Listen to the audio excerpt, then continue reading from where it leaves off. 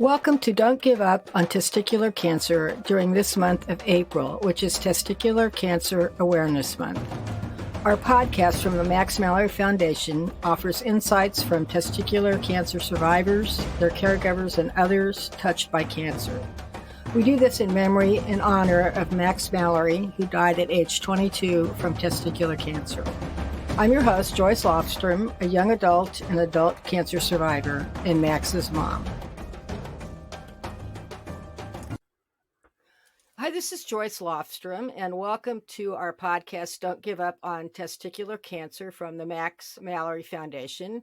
I'm your host, and I'm a young adult and adult cancer survivor. And I'm really happy to welcome today two guests to share their story, Shane Kenny and Sarah Pleitez.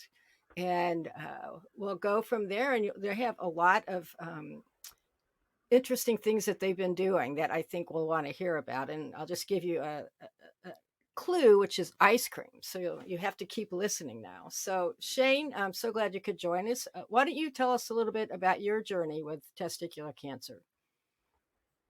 Hey Joyce, how are you? Thank you for having me on this wonderful podcast. I just want to start off by saying I'm a 27-year-old male, originally from Ireland. I moved over to America about 6 years ago. And then about 5 years ago, I started having a small little bit of pain in my left testicle. Just kind of like in your stomach kind of pain. I just kept complaining about like, oh, I'm getting very tired. Oh, the sharp pain is in my stomach. And I didn't really know how to explain it to anyone. So I kind of just kept it to myself. Until it got to a stage just there last year during COVID, about 6 months ago, I got diagnosed with stage 3 testicular cancer. So that was a huge shock. But like during the 5 years of just keeping the pain to myself, it just gradually got worse and worse to where it started going down my leg, it started going into my back. I started getting serious back pains on nights out with my friends. Kept blaming it on my bad stomach because I always had bad stomach issues, but I just didn't know it was anything to do with my testicle. Went to the hospital complaining of like a cyst on my testicle. They sent me to a urologist, and the urologist said, okay, we need to do surgery. Got surgery, and then they just diagnosed me with stage 3 testicular cancer. So how long did you say you waited before you went? This is going on probably 4 or 5 years now. Oh, wow. Okay. That's what I thought you Yeah. said. So I just wanted to make sure. So Yeah, shocking. yeah. So Sarah, why don't you jump in and just tell us a little bit of how you connected with Shane? And I know you were with him during this journey, and kind of share that story. Yeah. Hi, Joyce. Thanks for having me on here as well. So Shane and I have known each other for almost 4 years now. We're both bartenders in New York City, and, mutual friends and bar neighborhoods. We just kind of cross paths. We're now business partners. And we had just started our ice cream business, Big Shane's Ice Cream, about a year ago. So that was March of 2020, right before the shutdown of COVID. And throughout everything, Shane was complaining of pains and aches, and, he's had a bad stomach ever since I've known him, and just kind of thought, oh, well, maybe this is related. And so told him to go and get checked out. And so just kind of sent him on his way on his own. His family isn't here. My family's in California. So I know what it's like to be on your own, far away from home. And so, he went to the doctors and kind of kept coming back with different scenarios. Well, they told me this. Well, they told me that. Nothing seemed extreme until I remember the moment I'm sitting on my computer doing some work, and text messages are popping up saying, I have cancer. And, you're just like, what? You just went in for like a checkup. What happened? Like this, it was like, I didn't know what to do. I didn't know how to process. And, couldn't imagine him sitting at the doctor's all by himself, being told that. And it's literally all he could say was, I have cancer. I'm not sure what's happening. So I was like, okay, get your paperwork, come back. Let's see what's happening. So that was just kind of how, it all started from there. Yeah. So that was just a shock in itself. Yeah, it always is. No matter, I think, who you are, but especially when you're young, I think it's a very hard diagnosis to hear. So, Yeah, it is. Yeah, it is. It's just so obviously like 4 years ago I went to go get this checked out. This is a time where I didn't know Sarah. I was on my own. I was how old? I was 22, so I was very young, naive, and silly, and I was in a country that I just wasn't familiar with. I had a lot of pain 4 years ago. I went into a urologist, and just it's a whole taboo kind of like scenario. Like it's involved your testicles. It's kind of like an area to where like it's meant to be forbidden. You're only meant to like show like certain number of people. It's a weird scenario. So I was going into doctors on my own, and they just didn't know what. I kept explaining my pain, and they just didn't know what to do. And they wanted to do cameras. They wanted to do a camera in through obviously the penis, and I was like, no, no, no way am I doing that. I am not doing that. I'm 22. I'm fine. I'll get over it. And then I just pretended the pain went away for a couple of weeks, and which it did. It did. It kept coming and going, kept coming and going. Some weeks it would be my stomach, some weeks it would be my back, some weeks it would be my legs. And then forward 3 years, or 4 years, the pain just got crazy to a point to where I was like, Sarah, I need to go to the doctors right now. There's something wrong here. It's absolute fire downstairs. My leg is seized up, my back is seized up, and then that's why I finally went into urologist and I said, listen, I have to get this stuff done. No matter what has to be done, I'll do it. Well, it sounds so you're saying 4 years ago when you went to the doctor, they didn't know what it was or what to do, which is disturbing. No. Yeah. I'm very bad with the doctors. Like go in there like a space cadet. I tell them, look, I always have to bring my mother in with me. I'll tell you that, which I'm kind of ashamed of. But listen, I'll hold my hands up because my mom would send me into the doctors on my own. I'll walk in. She'd be like, "So what's wrong with you?" And I'll be like, I don't know, because there's so much explaining. Yeah, there's so much like the doctor. They use words where you don't really know what's happening, and it's kind of like you don't really want to hear what's happening downstairs. So and then also I got scared when they wanted to do the camera and all that, so I kind of just put it to the back of the head and carried on. So then you went through chemo, is that correct too? You just finished that recently too, right? In December, your chemo? Yeah, so got diagnosed in August and started my chemo in September. So that brought me all the way up to the last week of December. Okay. So yeah, chemo is very tough now, to be honest. I wouldn't have got through it if it wasn't for my friends, my family, and Sarah and my community. And then also just touching the subject of cannabis oils. Cannabis oils got me through chemo as if, like, I don't remember much, but like I thought chemo was pretty easy with the cannabis. I did a first week without any cannabis oil, and it was probably the worst week of my life. I was vomiting, I had nausea, and my fatigue was terrible. I couldn't sleep. And then when I started taking some oils, like the days just got a lot easier, a lot better, a lot happier. And I've heard that from other people too, that the cannabis oil really does make a big difference. So I'm glad that you had that. So yeah, it's crazy. So it's crazy. I never even knew. Yeah, I know. There's a lot out there, I think, that would be helpful that many people maybe either don't know about or don't have access to. So now, or it's frowned upon as well. Yes, that's true. Well, so now we've kind of teased your ice cream company. So I don't know, Sarah, do you want to start, or Shane, to kind of give us the history of how you got going with Big Shane's ice cream?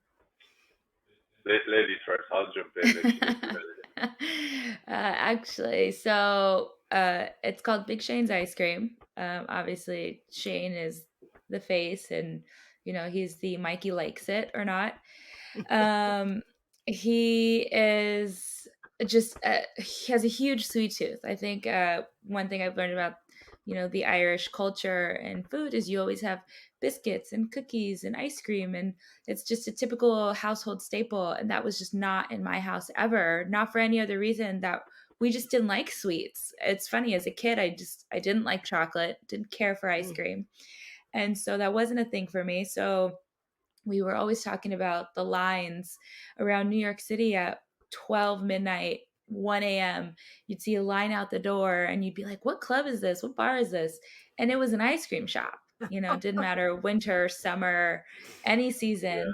There was always a line. So, it was just kind of a discussion. And so when Shane and I first met, I was bartending on the side. I'm a pastry chef full time.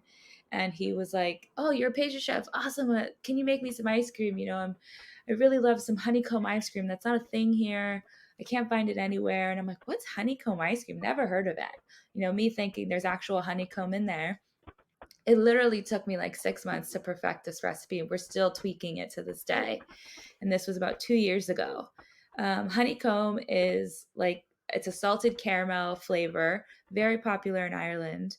And it's made with sugar, water, and syrup, golden syrup. And it's just like a toffee candy that's thrown in a vanilla base. And you get like swirls of caramel flavors and little crisps of Pure, honeycomb. pure sugar. Pure sugar. Pure absolute sugar. That sounds But wonderful. so that was just kind of the start of it. It was all jokes and giggles. And then one day, or I was recipe developing for a company. And so I've learned how to mold flavors together and how to test and what to do. And so we just were like, let's do this for real. Let's, kind of slowly start up an ice cream brand and see what's happening. So I got asked to open up a coffee shop with a friend behind a bar. So it would have been a coffee shop, speakeasy in the back of a bar called Tara Rose in Murray Hill. And, one of the things he said was, I'll sell your guys' ice cream here. So he helped kind of build our brand as well, because we were like, great, let's create some staple flavors. This was like a rush. We'll sell it here, and this was right before COVID shutdown, and that's kind of the beginning. But our original motto was to go business to business and make boozy ice creams and offer some obscure flavors to bars, because that was our industry and we knew a lot of people who would use it. But I'll let Shane take over that.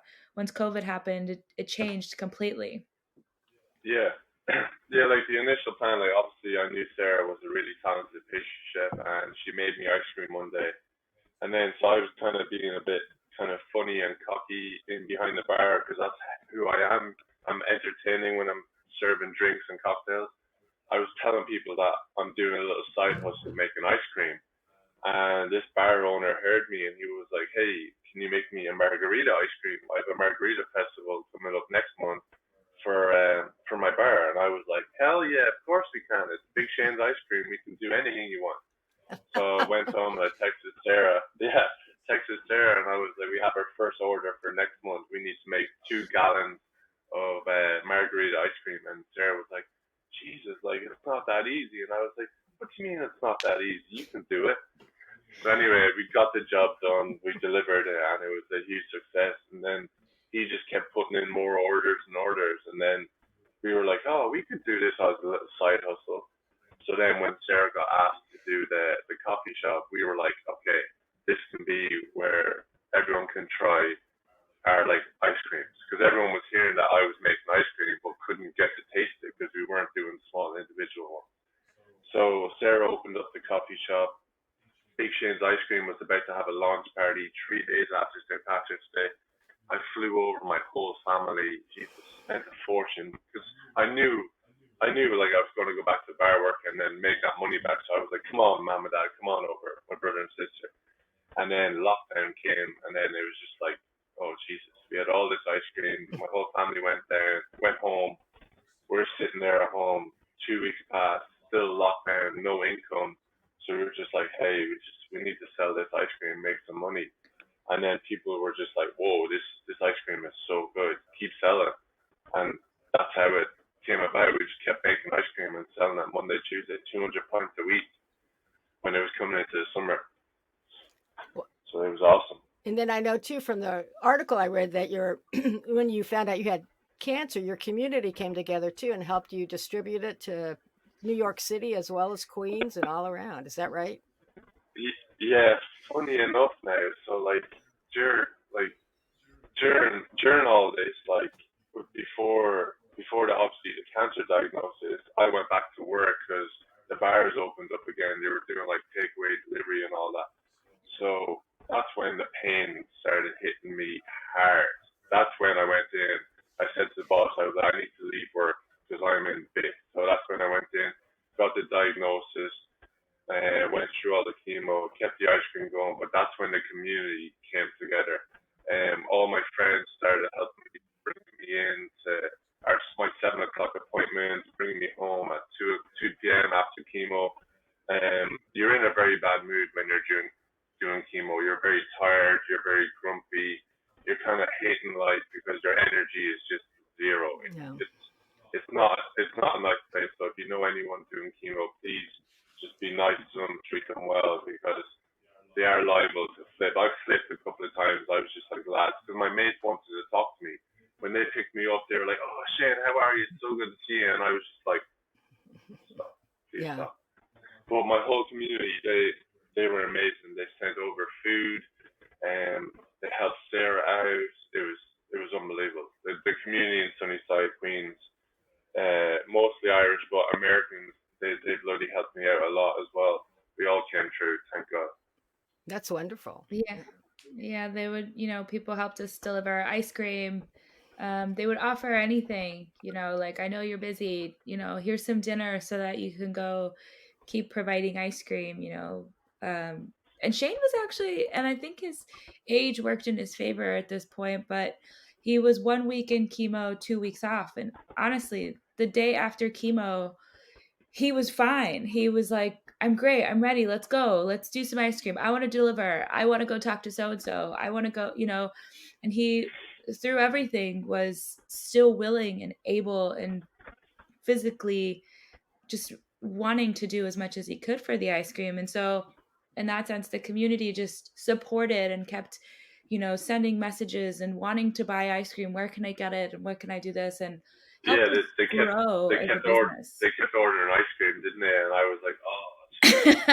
It was a good and bad thing because it was a good and bad thing because I was sitting there and Sarah had to put me to work. So I'm there after chemo, and I was putting labels on the packaging and then falling asleep and then waking back up and doing more packaging. Yeah. But he did, and we both did, and the community just in general in Queens and everybody here, we couldn't have done it without all of this support, and Shane was a bartender in this neighborhood that, living and selling and working and all of these things. So everyone knew who he was. And so I think just literally he'd walk out of the apartment and people would scream Shane, Big Shane, how are you? And that's so uplifting. Your family's far away. Yeah. You're going through chemo and you walk out your front door and you're almost a celebrity, and that's that really helps him kind of go through everything. So yeah, we got a lot of community support, which is amazing. So through this whole journey, Shane, and you too, Sarah, but Shane, first, what do you think was the biggest challenge in dealing with your testicular cancer? Kind of coming to grips that you have the C word, which is cancer. That's a scary word in itself, and kind of from going through the whole cancer process with the doctors and all that, the doctors can't really tell you much until they know. So at this first couple of weeks when they told me that I had cancer, I kept, even after surgery, when they told me it was worse than they thought, they never told me how serious or how not serious it was. They just told me that it was serious and it's cancer. In your head, you're kind of thinking, okay, do I have a week to live here? Do I have a year to live here? Because that's what every person that isn't familiar with cancer think they think that cancer is a killer, and Yes. it is, but it also isn't. You have to keep your head up high. You have to like keep motoring on. You have to keep positive about the whole situation, and that's where I kind of struggled at the start. Like I didn't know any information, and honestly, I didn't even look up any information on my phone. Like I didn't sleep at night, and Sarah would get on the phone, and she would be like, "Why are you not sleeping?" And I'd be like, "I'm thinking about it too much," and she'd be like, "Just don't look at anything on your phone. Have a chat with the doctors because sometimes the phone and the information on the internet can be misleading, or it could be the worst information, kind of way." So that was kind of the biggest uh, step to get over.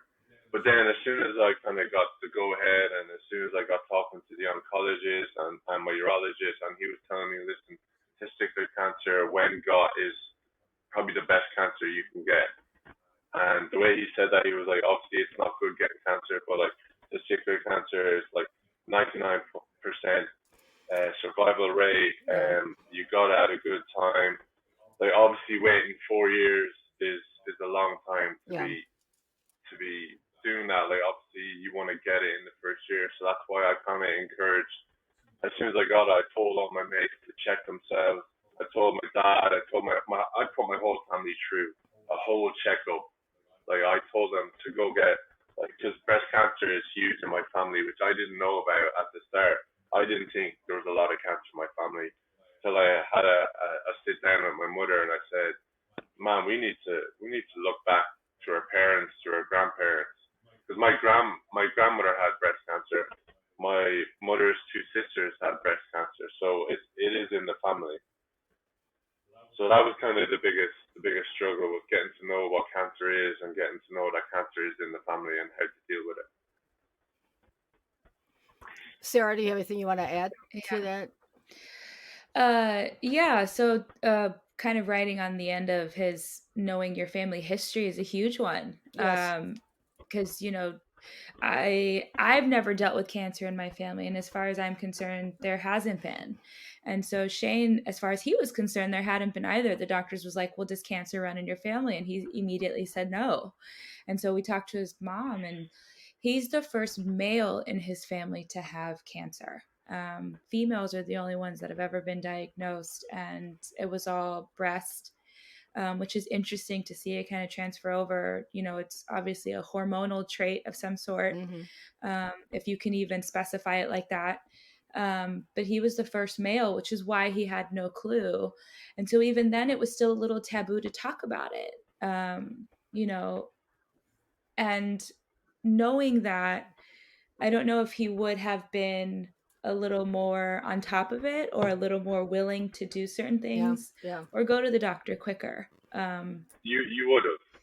I was very like naive, uneducated, um, ignorant about the whole situation, and that's where it comes from. I keep going back to like the Irish mentality.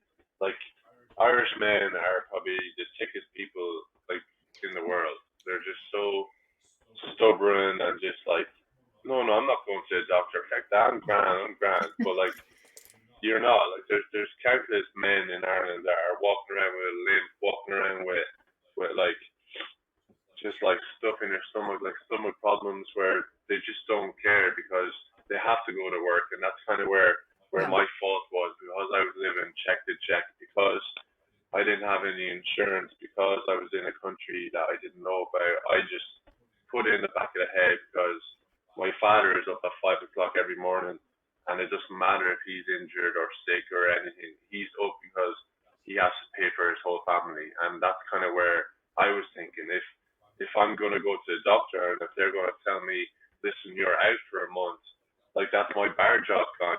So the fear of losing my job as a person, that as an Irish guy in America, is very worrying. So that's kind of where I left it at the back of the head, and I just didn't get it sorted. But you just can't do that, guys. That's what I'm telling all my friends, my family. You just can't leave it at the back of your head, because it just gets worse and worse. Yeah. And it's just anything. You don't really know how hard something is until you have to go through it yourself. I've never dealt with any sort of cancer in my life. I've had, sicknesses and different things, but never cancer. And I just didn't know anything about it. I was super naive. I had friends whose parents had had cancer before, and I was mortified once I went through it that I didn't check up on somebody as often. Just a simple, "How are you doing today?" makes such a huge Yeah. difference when somebody's going through these moments. And Yeah. you start to realize who is really on top of that. And those people were like our saving graces. I had excuse me, taken on the business on my own for a lot of the time. I was coordinating all of Shane's pickups and drop-offs. I kind of turned into almost Mother Bear and was like, okay, like who's going to pick up Shane today and who's dropping him off. And I think COVID was a really big one. We haven't really talked about that, but going through this during COVID, Shane had to go through it by himself Yeah. 100%. He was not allowed any visitors in the hospital. Fortunately, they did allow me to go in his first round of chemo, which was really nice because I got to see it firsthand and understand the process and know what his day to day would be like. But other than that, he had to be on his own. So what we did to kind of boost his spirits every day was a new person would drop him off in the morning and a different person would pick him up in the afternoon so that he would still get his visitors in on the days that he was in. And that was super helpful. And in New York, it's very hard to find somebody who not only will give up their time, but has a car Has to a do car. so. Yeah. Yeah. Yeah. And that was difficult. The support of, by chance, one of my old bar regulars is a urologist. Oh, And when all of wow. this had when all of Yeah. this had gone down, she was our angel. Like a huge, huge thank you to Courtney, because when I had found out, I was so sad at work one day that I had told one of my friends, my coworkers, and she was like, "You should talk to Courtney. She's a urologist." And so I did. And she put us in touch with the best doctors in the city, did all of the legwork for us. And that was another thing that I didn't realize was such a huge help until the end, was she had done all the legwork for us, because all they said was, okay, you have to go have surgery now. And you just trust the doctor. You don't know who to go to. And then they say, okay, Right. next Yeah. chemo. And you have to look for yourself as to who carries your insurance, what's closest to your living situation, how can you get there. And these are all the things that she really jumped in and just totally eliminated and took off of our plates. And so Yeah. That's kind of where. So kind of my first doctor that we had, my first urologist. So I was going to see him on my own, and he was telling me that, oh, it's just cyst and all this, and then we'll put you on antibiotics, and then Mm. I'm going home and I'm telling Sarah that, oh yeah, I'm on antibiotics, don't worry. And then when I went back, he was kind of like, oh no, this is cancerous, and I'm kind of like, huh? What do you mean? You just told me 2 weeks ago that it was a cyst, and he goes like, yeah, we need to do surgery in 2 weeks. So I'm like, I'm getting hit with so many kind of like punches. I'm getting shocked so many times. I'm on my own as well, and remember I told you I don't do well listening to doctors when I'm in there. So I'm coming out with small little snippets of information, and that's where I'm texting Sarah saying that, hey, the doctor's telling me I have cancer now, and I have surgery in 2 weeks.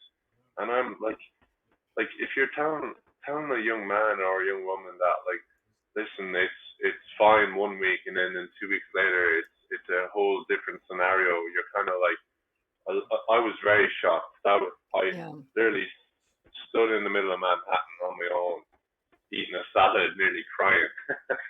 Like Well, I didn't know what to do. I was kind of in a very vulnerable place, and then that's where Sarah, thank God, she opened up her mouth in work, and she just found out that one of her regulars was a urologist, and she took over. She was kind of like, listen, let me take over, because it's all about who you know, not what you know. You need to have friends. Like, sometimes doctors just think, like, use you as a number. Like, whereas Courtney, she was kind of like, okay, this is a family friend. I'm gonna get you the best care. yeah. And she did. And it was amazing, even to the time. So when Shane had gone in for his surgery, they expedited it as quickly as possible by the time. So he had gone to one doctor that he was assigned to just by residential location. And so after we had started talking to Courtney, she was like, I have a friend who's a specialist in this specifically. This is where you should go. So she had sent us on to a second opinion, and we decided to move forward with this doctor. And he was amazing, expedited it within a week. Shane was in the surgery room. And so because they were all kind of friends and she knew me, Shane had given them permission to talk to me while he was in surgery. And at this point, they didn't know it was cancerous. They just knew that it was a lump that needed to be removed. And so while he was in surgery, she calls me and she says, I have permission to talk to you and I need to let you know what's happening. And they had already known that it was cancer and that it had spread into his lymph nodes, abdomen, and all the way up to his lungs. And so I'm walking down, I remember walking down the street looking for somewhere to find breakfast, killing some time for the surgery. And she calls me and tells me he has cancer.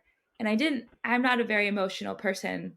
And so my emotions came flooding. I hysterically lost it in the street, walking down Fifth Avenue in the middle of Manhattan, broke down into tears. You see people staring at me, but no one knows what to do or what's happening. And I just hysterically lost it. And then about 30 seconds later, I was like, okay, what do I do? And so she walks me through the whole situation. But in that sense, I never could have broken down like that in front of him. So, and that's why we call her our angel, because she eliminated so much stress in certain situations that we had no idea how much stress she had alleviated until it was all said and done. And so by the time Shane had got to me, they had to wake him up from surgery and tell him, and still in anesthesia, still through all of his, just going through a whole surgical procedure, was still foggy, cloudy, had no clue what's happening. They wake you up and say, you have cancer. Okay, you need to go home now and get out of here because it's COVID.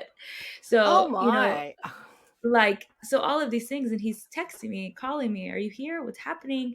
They're telling me something I don't really understand. I said, I know the full story.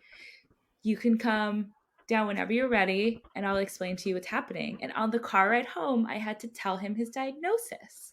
It's insane the way it all worked out.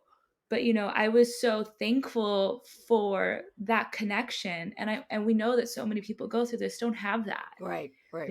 We're just like, oh, how can we help anybody that's going through this, And that was the one thing that we were so thankful for, was just being given a 10-step ahead of the game throughout every single process that we went through, and it's just stress. You're just relieving stress. And this is such a high stress situation. You don't know until you go through it.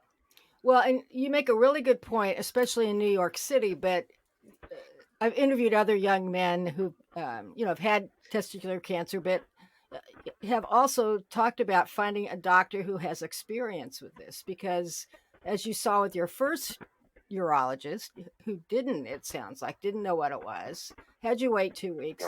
And there are places around the country that you can find where they have experience, they being the physicians, and they know how to treat testicular cancer, do whatever surgery and so forth. So you're really lucky Courtney was there, like as you said, your angel, because I think it really made a big difference for you. So I'm so glad that that happened. So it did. It was kind of like a person you could ring and she could kind of talk to you off the phone and say, she could dummy it down. She could be, listen, Shane, don't worry about it. We got you. You're in good hands. Whereas a doctor, when he's in his uniform, has to protocol and say the correct words and the correct terminology and all that.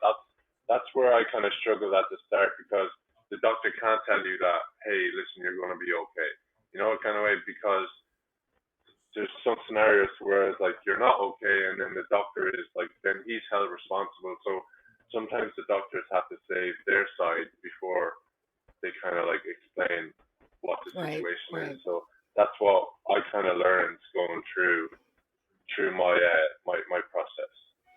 Well, I also will just say quickly before I get back to ice cream, that I'm glad you told your family, Shane, as well, because I think that's another roadblock for many young men, is to check their testicles, and people, Yeah. it's like doing a breast exam. It's like, oh, everybody knows that. Well, no, they don't. Yeah. And No. so And you don't know till someone kind of goes through it. So all my friends are aware of it because I've gone through it. But like the amount of people that actually get cancer is crazy. When it kind of touches you, when you kind of like I went through 24 years of 25 years of like no cancer, not knowing anyone that has cancer, till me getting diagnosed with cancer and my auntie getting diagnosed with breast cancer within the same week. So like my family got hit pretty hard in 1 week. So that's spread awareness with me. I'm always telling my friends and my family just go get checked out. Yep. No, and I think the family history is important. I'm adopted, and I have found my birth family, and I know my history, and there's lots of cancer on my mother's side, my birth mother's side. So which I've had too. But let's go back to your ice cream now, because what are you going to do now? COVID's still here, but are you going to be back in your bars and coffee shop, or what's going to happen with the Big Shane's ice cream? Yeah. So we got a small little mention on Fox 5 Good Morning Show. So they were just doing a small little article on how a small little business came about during COVID, and then obviously because I got cancer and how it went along with the whole cancer process. But yeah, Big Shane's ice cream is just getting bigger and bigger each week. This summer is going to be crazy. We're moving into a lot of bars. We're moving into a couple of shops. We're moving to manufacturing at the end of the month. We're getting a company to make our ice cream for us upstate. Oh, They're going to put it. wow. Yeah, I know. We're That's getting great. fancy now. We are. Yeah. we're moving it into a huge freezer, and then that will just give me a chance to get out and just chatting to people, and then it'll give Sarah a chance to just grow the business like through media and through like the logistics and all that. So we're just getting bigger and bigger. So Sarah, Yeah, are we're you really excited for that. are you going to be the recipe developer for the ice creams? Yeah, so all of our recipes so far are homemade. They're all of our recipes. I create them. Shane approves them. And I call him Mikey likes it because he loves to take a bite and either says it's delicious or it's horrible. So he's very honest, which I love hate, but it makes me better. I get in trouble a lot. I'm like, be nice. But yeah, no, we have a lot of pending flavors. We've tried to perfect our staples up until now. So our honeycomb, we have an Irish ginger swirl, which has Irish cream liqueur in it. We have our Rocky Road to Dublin, which has a little bit of Guinness Stout in there. We have like our Irish staples that we're really trying to make sure that they're 100% solid before we move it into factory setting. But that is the most exciting part, is we've gotten, to the point to where COVID has actually helped us grow and in a good way. So now we could mass produce and all of these things. And flavors, we have so many flavors. Everybody wants a certain, do this and Irish coffee and raspberry ripple, and what about some more vegan line? And so we're super excited. The summer has a lot to bring.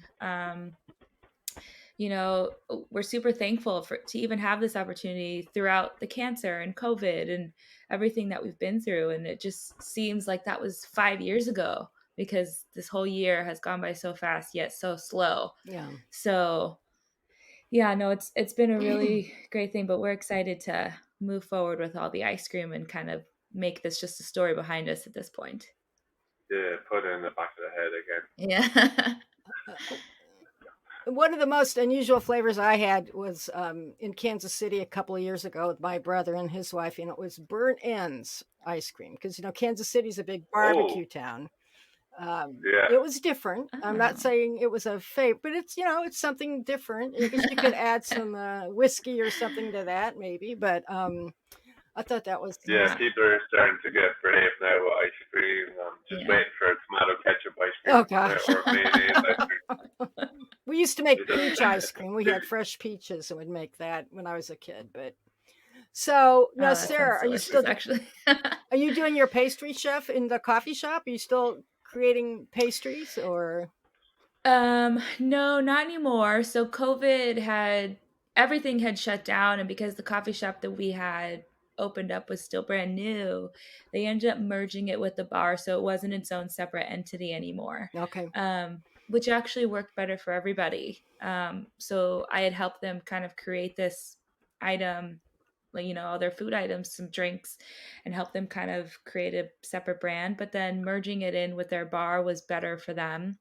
I also realized I am not a 6 a.m. person, because all of my other jobs, I didn't have to start till 9 or 10. And so, because I wasn't the baker of the day. And so when I started doing that, I'm like, oh, this is just not for me. But it worked out in everybody's favor. COVID, with the reopening of everything in COVID, we decided it's best that I focus on the ice cream as much as possible to kind of help us get to this point. We did have some delays, obviously, with the cancer. We would have hopefully been into manufacturing By 6 now, months yeah. ago. Yeah. But we're okay. We're organically growing. So Great. it's actually worked out in our favor. So no, I'm just focusing on the ice cream right now. And, it's literally Shane and myself, who do everything. We do have a designer that helps us, just because I'm not 100% perfect in, Photoshop and Illustrator. But other than that, it's just been him and I. We don't have employees. We don't have anything. We just figured out along the way. That's So, wonderful. Yeah. yeah. So my last question for both of you, and Shane, I'll start with you, is what advice, and you've already kind of mentioned this, but if other young men are worried about having testicular cancer or think they might have it, any tips you want to provide to them? Yeah, yeah. As I said, just please, guys, just open up your mouths. Just say it to someone. Say it to a friend. Say it to your dad. Even say it to, like, I would have said it to my mother if I was back in Ireland, but I didn't want to burden her with the call and all that. So just obviously check yourself a lot of times. And my mates are always like, how do you know you have something down there? And I was like, listen, you know your body the best. No one else does. You know yourself. You'll know one day when you come across something that just shouldn't be there. Just put the charger in. Sorry. Okay, so Sarah, how about you as a caregiver? Do you have advice for other caregivers who are helping someone with testicular cancer?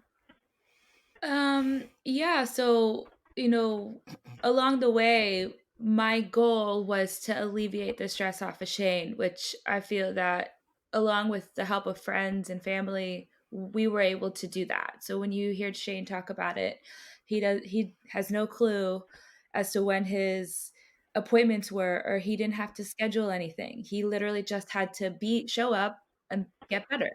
And that was our goal. And so one thing with that was, you know, reaching out to the person not only who's going through the cancer, but who's aiding in the helping process was super, super Yeah. helpful. Everyone who kind of would text me or call me on a day to day and just check in to see how I was doing. Just it it validates everything that you're working for, and also allows you to kind of process the situation. I'm very good at turning off emotions and just going and, okay, let's do this. Let's fight. We got this. And I think I had to learn how to process. And I wasn't going through it physically, but mentally and emotionally it was extremely stressful. So just kind of reaching out to the people that are, even his parents. I would check in on them on a daily and tell them what was happening. Your son is doing great. He's, or today's he's, having an okay day and he's sleeping half the day. I would let them know what was happening, because they were so far away. And I think just constant communication and not being afraid to talk about it. Some people I Yeah. know never reached out because they feel like, well, that's so personal. I heard about it, but I didn't want to ask you. And I'm like, well, I would have more appreciated you been like, hey, listen, I heard what's happening. If you need anything, I'm here. Or I just want you to know I'm thinking about you. Like, those tiny, tiny Right. words are the best thing. It's, when you're mourning something or going through, and I don't want to say mourn because that's associated with death, but you're processing these situations, just the thought that somebody else is thinking about you is extremely helpful. People don't know what to say or do, and they'd kind of look at you and just kind of feel sad for you. And, it's just the acknowledgement, I would say, is the biggest thing. And, we had that left and right, and I'm super thankful for that. My family, my friends, Shane's best friends were checking on me all the time, and that's also really nice, just to support. Support is everything. Support is everything. And then kind of just like the mental aspect, like mental health is obviously serious within young men, especially in Ireland, especially in America. Like when between the ages of 20 and 25, like you're very young, you're very vulnerable. So just guys, just get out and just talk to each other. I know it sounds a bit weird that like, oh hey, guys don't talk to each other, but like honestly, you need to. Yeah. There's just not enough men talking to each other, and then that's the problem. Yep. Like I'll touch back on what I was saying. Just you'll know yourself when there's something wrong with you. So just please go get it checked out, because you just don't want to leave it too long. When it's too long, it's going to be too late, and it just creates different problems, which is just harder to face. But just to support in the community, just reach out to your friends that are going through this.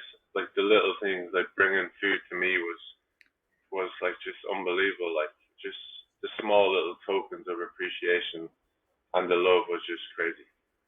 Yeah. So last question, really last question. Where can our listeners find Big Shane's ice cream if you're in the New York City area? So we are located in a few different wholesale locations where you can pick up pints and half pints and things like that. But in the next month, things are going to be changing to where you could go straight on our website and order shipments nationwide. Oh. So that's our goal for distribution and manufacturing, so that you can just, no matter where you are, New York or not, you can try Big Shane's ice cream. Yeah. Yeah. Is your website live now? Can you give us that URL? It is yes. So it's bigshanesicecream.com, and you can actually put your email into a mailer so that once we start shipping, we'll send you a promo code, try us out, kind of get the notifications when we're ready to go. And hopefully within the next month to 2 months, everything will be, past the beta testing and make sure that everybody gets their ice cream perfect. Wow. I'm ready. I'll be looking. So I want to thank you both for being with me today. This was a really good conversation. Very, I think helps a lot of people. And I'll just tell our listeners to join us next time for Don't Give Up on Testicular Cancer. Thank you so much for having us. Thank you. Remember during Testicular Cancer Awareness Month to talk with your sons, brothers, husbands, partners, and others about this cancer that affects 1 in every 250 males during their lifetime. Teenage boys through men in their 50s can be diagnosed with testicular cancer. And in 2021, the American Cancer Society expects diagnosis of almost 9,500 men with this disease. And remember, about 440 of these men will die from testicular cancer. Be vigilant and speak up if you find a lump on your testicle. And join us next time for Don't Give Up on Testicular Cancer from the Max Mallory Foundation.